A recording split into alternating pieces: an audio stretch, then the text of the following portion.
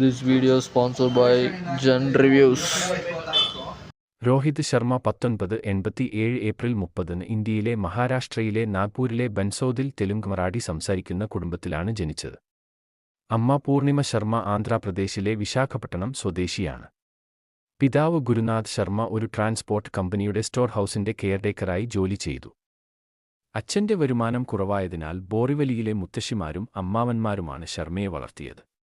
ഡോംബിവ്ലിയിലെ ഒറ്റമുറി വീട്ടിൽ താമസിച്ചിരുന്ന മാതാപിതാക്കളെ വാരാന്ത്യങ്ങളിൽ മാത്രമാണ് അദ്ദേഹം സന്ദർശിക്കുന്നത്. അദ്ദേഹത്തിന് ഒരു ഇളയ സഹോദരനുണ്ട്, വിശാൽ ശർമ്മ. 1999 അമ്മാവന്റെ പണവുമായി ശർമ്മ ഒരു ക്രിക്കറ്റ് ക്യാമ്പിൽ ചേർന്നു. ക്യാമ്പിലെ അദ്ദേഹത്തിന്റെ പരിശീലകനായ ദിനേശ് ലാഡ് തന്റെ സ്കൂൾ സ്വാമി വിവേകാനന്ദ് ഇന്റർനാഷണൽ സ്കൂളിലേക്ക് മാറ്റാൻ ആവശ്യപ്പെട്ടു. അവിടെ ലാഡ് പരിശീലകനായിരുന്നു. ക്രിക്കറ്റ് സൗകര്യങ്ങൾ ശർമ്മയുടെ പഴയ സ്കൂളിലേതിനേക്കാൾ മികച്ചതായിരുന്നു.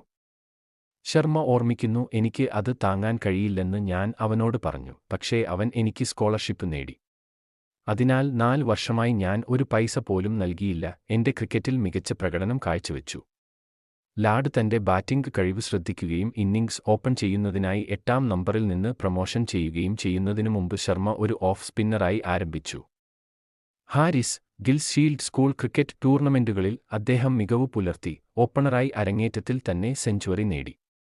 2006 ഒരു ലിസ്റ്റ് എ ഗെയിമിൽ സീനിയർ ലെവലിൽ അരങ്ങേറ്റം കുറിച്ച ശർമ്മ 2006 വെസ്റ്റ് സോണിന് വേണ്ടി ദിയോധർ ട്രോഫിയിൽ സെൻട്രൽ സോണിനെതിരെ പുറത്താകാതെ 31 റൺസ് നേടി. ടൂർണമെന്റിലെ സ്കോറുകളുടെ റൺ അദ്ദേഹത്തെ ഇന്ത്യ എ ടീമിലേക്ക് തിരഞ്ഞെടുത്തു. പിന്നീട് 2006 ഡാർവിനിൽ ന്യൂസിലൻഡിനെതിരെ ഇന്ത്യ അതാട്ട് ടീമിനായി അദ്ദേഹം ഫസ്റ്റ് ക്ലാസ് അരങ്ങേറ്റം നടത്തി. യഥാക്രമം 57 22 സ്കോർ ചെയ്തു. ന്യൂസിലൻഡിനെതിരെ 3 വിക്കറ്റിന്റെ തകർപ്പൻ ജയമാണ് ഇന്ത്യ നേടിയത്. 2006 കുറയ്ക്കുക 07 സീസണിൽ ഇന്ത്യൻ ആഭ്യന്തര സർക്യൂട്ടിലെ മുൻനിര ടീമുകളിലൊന്നായ മുംബൈയ്ക്കു വേണ്ടി അദ്ദേഹം രഞ്ജി ട്രോഫി അരങ്ങേറ്റം കുറിച്ചു. ഗുജറാത്തിനെതിരെ കളിക്കുമ്പോൾ ഇരട്ട സെഞ്ചുറിയും ഒരു പകുതിയും നേടി. ആ വർഷം ഫൈനലിൽ ഒരു വിജയലക്ഷ്യത്തിൽ സെഞ്ചുറി. തന്റെ ഫസ്റ്റ് ക്ലാസ് കരിയറിൽ ഉടനീളം ശർമ്മ മുംബൈയെ പ്രതിനിധീകരിച്ചു. രോഹിതിന്റെ പുറത്താകലുകളെക്കുറിച്ചുള്ള ചർച്ച ലാഡ് അപ്പോഴേക്കും അവസാനിപ്പിച്ചിരുന്നു. ഒരു പ്രതിഭ തന്റെ കളിയെക്കുറിച്ച് നന്നായി അറിയുമ്പോൾ അവനെ ഉപേക്ഷിക്കണം എന്ന് ഒരു നല്ല പരിശീലകൻ എപ്പോഴും മനസ്സിലാക്കണം. എല്ലാ സമയത്തും കോച്ചിംഗ് തുടരരുത്. പകരം കളിക്കാരൻ ഒരു ചോദ്യവുമായി നിങ്ങളുടെ അടുക്കൽ വരുന്നവരെ നിങ്ങൾ കാത്തിരിക്കണം. കുട്ടി പറയുന്നു. അവൻ അങ്ങനെ ചെയ്യുന്നില്ലെങ്കിൽ അതിനർത്ഥം കളിക്കാരൻ പക്വത പ്രാപിച്ചു, അല്ലെങ്കിൽ കുട്ടിക്കാലത്തെ പരിശീലകൻ തന്റെ കഴിവുകൾ കൂട്ടിച്ചേർക്കാൻ കഴിയില്ലെന്ന് ചിലപ്പോൾ തോന്നുന്നു. അത് കൊള്ളാം. അതിനാൽ അവൻ 10-ാം ക്ലാസ് പാസ്സായതിനു ശേഷം രോഹിതുമായി അവന്റെ ക്രിക്കറ്റിനെക്കുറിച്ച് ഞാൻ അപൂർവമായി ചർച്ച ചെയ്തിട്ടില്ല. ഞങ്ങൾ കളിയെക്കുറിച്ച് നിരന്തരം ചർച്ച ചെയ്യും, പക്ഷേ അദ്ദേഹത്തിന്റെ കളി തീരെയില്ല. ബെൽഫാസ്റ്റിൽ അയർലൻഡ് വിസ് ഇന്ത്യ ജൂൺ 23, 2007 രോഹിത് തന്റെ അന്താരാഷ്ട്ര അരങ്ങേറ്റത്തിനു ശേഷം ദക്ഷിണേന്ത്യയിൽ നടന്ന T20 ലോകകപ്പ് ടീമിലെ ഏറ്റവും പ്രായം കുറഞ്ഞ അംഗമെന്ന നിലയിൽ അദ്ദേഹത്തിന് പുറത്തായി. അതേ വർഷം ആഫ്രിക്ക.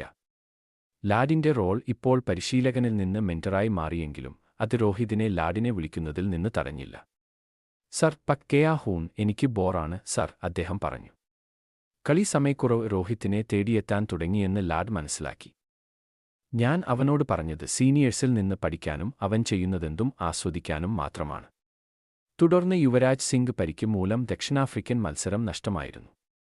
രോഹിതിന് ബാറ്റ് ചെയ്യാൻ അവസരം ലഭിച്ചു. 50യുമായി അദ്ദേഹം അത് പരമാവധി പ്രയോജനപ്പെടുത്തി. ലാഡ് പറയുന്നു. വീണ്ടും കഴിവും ഭാഗ്യവും. ചരിത്രപരമായ ഒരു യാത്രയിൽ നിന്ന് ടീം ഇന്ത്യ മടങ്ങിയെത്തിയപ്പോൾ മുംബൈ വിമാനത്താവളത്തിൽ നിന്ന് വാങ്കഡെ സ്റ്റേഡിയത്തിലേക്ക് നടന്ന ഓപ്പൺ ടോപ്പ് ബസ് പരേഡിനിടെ ആയിരക്കണക്കിന് ആരാധകരാൽ രോഹിതും സഹതങ്ങളും തടിച്ചുകൂടി. അവിടെ MS ധോണിയുടെ ആളുകളെ ഉദ്ഘാടന ലോക T20 വിജയിച്ചതിന് ആദരിച്ചു. രോഹിത് തന്റെ ഏറ്റവും പ്രിയപ്പെട്ട സ്വപ്നത്തിലേക്ക് കടക്കുമ്പോൾ ലാഡ് ഒരു എൻകോർ പ്രതീക്ഷിക്കുന്നു. അയാൾക്ക് ഇനിയൊരു അവസരം കിട്ടാൻ ബുദ്ധിമുട്ടായിരിക്കും. പക്ഷേ അവൻ തന്നിൽ തന്നെ വിശ്വസിക്കുന്നുണ്ടെന്ന് എനിക്കറിയാം. ഞാൻ അവനിലും വിധിയിലും വിശ്വസിക്കുന്നു. അതിനാൽ 2011 വാങ്കഡെയിൽ ധോണി ചെയ്തതുപോലെ അഹമ്മദാബാദിലും അദ്ദേഹം ചെയ്യുമെന്ന് നമുക്ക് പ്രതീക്ഷിക്കാം, അദ്ദേഹം പറയുന്നു. 2007 അയർലൻഡിനെതിരെയാണ് രോഹിത് ശർമ്മ ഇന്ത്യൻ ടീമിനായി അരങ്ങേറ്റം കുറിച്ചത്. മികച്ച തുടക്കം ലഭിച്ചില്ലെങ്കിലും തന്റെ മികച്ച ബാറ്റിംഗ് മികവുകൊണ്ട് അദ്ദേഹം വൈകാതെ എല്ലാവരെയും വിസ്മയിപ്പിച്ചു. 2013-ൽ ഓസ്ട്രേലിയയ്ക്കെതിരെ ഇരട്ട സെഞ്ചുറി നേടിയതാണ് അദ്ദേഹത്തിന്റെ തകർപ്പൻ നിമിഷം. ഏകദിന ക്രിക്കറ്റ് ചരിത്രത്തിൽ ഇത് ചെയ്യുന്ന മൂന്നാമത്തെ കളിക്കാരനായി.